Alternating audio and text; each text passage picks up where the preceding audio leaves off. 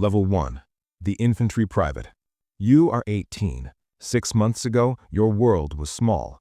A farm, a village, a routine that made sense. Now you are standing in a trench somewhere in Galicia, gripping a Mannlicher rifle with numb hands, staring into a fog that might be hiding an entire Russian assault. Your uniform does not fit. It smells like someone else's sweat because it was someone else's. You were issued it after he died. You make 11 crowns a month, less than a factory worker back in Vienna, but you get bread, you get soup, you get a rifle. That is what the Empire calls fairness. Your squad has 10 men. None of you speak the same language fluently. Orders are shouted in German, repeated in Hungarian, misunderstood in Czech, ignored in Croatian. By the time everyone understands, it is already too late. Your job is simple. Stand, shoot, do not run. The mud reaches your ankles, then your knees, then it swallows boots whole. You learn quickly. If you lose your boots, you lose your feet. If you lose your feet, you do not leave here alive. Lice crawl through your clothes. You scratch until your skin opens. Everyone does. Nobody talks about it.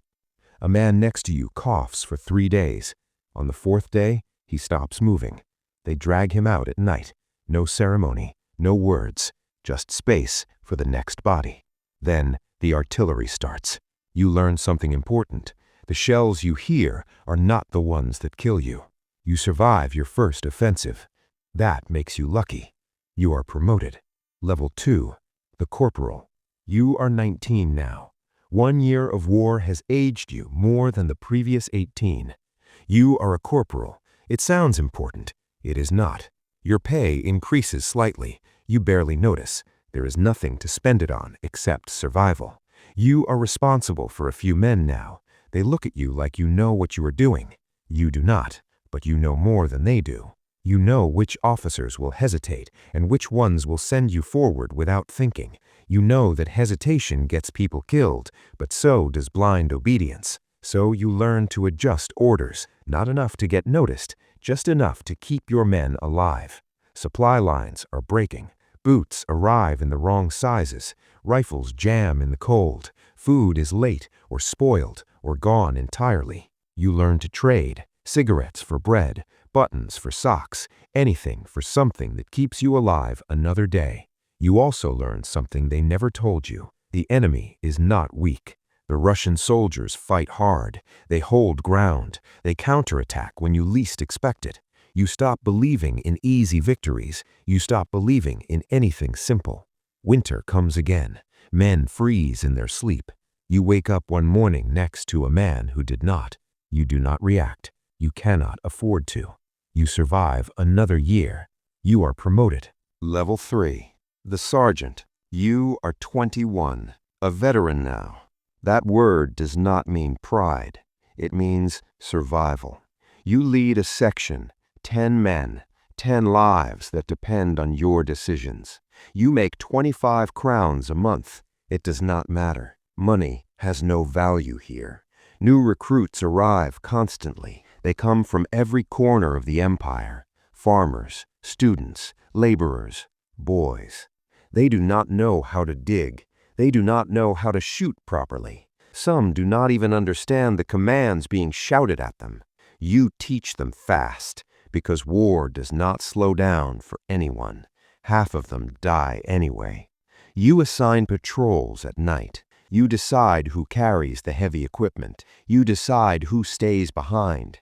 Sometimes you already know who is not coming back. You just do not say it out loud. You witness your first execution. A deserter. The officers do not want to do it. They hand the rifles to men like you. You line up. You aim. You fire. You do not think about it, because thinking makes it worse. You start to understand something deeper. This war is not about victory anymore. It is about endurance, and endurance has a limit. You stop writing letters home. You would not know what to say. You survive. Level 4. The Feldwebel. You are 23. Platoon sergeant. 50 men. You are the system now. Officers come and go. You remain. You hold everything together: discipline, rations, movement, survival. Your lieutenant is young, educated, speaks perfect German, does not understand the men at all. You do. You translate everything, not just language, intent. You turn impossible orders into something barely achievable. You keep men from breaking, because once they break, they do not come back. The war gets worse. The offensives get larger, bloodier, more desperate. During the Brusilov offensive, entire units vanish. Not retreat, not surrender, disappear. You rebuild your platoon again and again. Same numbers, different faces. You stop learning names. It is easier that way. You collect identification tags from the dead. Half goes to records, half stays with the body. You carry them in your pocket until you can hand them in. Sometimes you forget which ones you are still carrying. You are recommended for officer training. You hesitate. Officers die faster, but hesitation does not matter. The Army decides. Level 5. The Lieutenant. You are 24, an officer. The uniform is cleaner. The expectations are not. You command a platoon, then more. The Empire is running out of trained officers. Standards drop. Survival becomes the only qualification that matters. You learn quickly. Maps, artillery coordination, logistics that barely function. You learn how to write reports, how to turn disasters into strategic withdrawals, how to explain why half your men are gone without saying the truth. You also learn something no one says out loud. The Empire is weakening. Different nationalities argue. Units refuse orders. Some surrender without a fight. Others fight beyond reason. You enforce discipline, sometimes with threats, sometimes with bullets. You swore loyalty to an empire made of many nations. Now those nations are starting to pull apart, and you are standing in the middle of it. You keep fighting. You are promoted. Level 6, the Captain.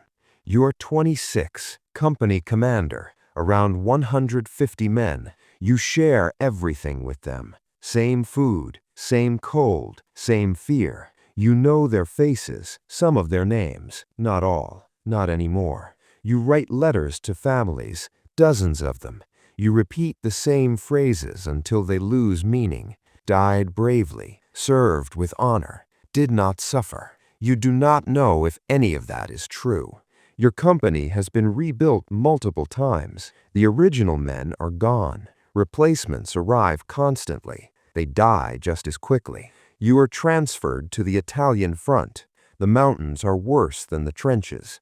Cold cuts deeper. Falls are deadlier. Avalanches bury entire units without warning. You fight battle after battle along the same ground. Nothing changes. Nothing improves. You begin to understand something clearly now. This war is not being won. It is being prolonged. Level 7, the Major. You are 28, battalion commander. Hundreds of men, fewer every week. The Empire is breaking.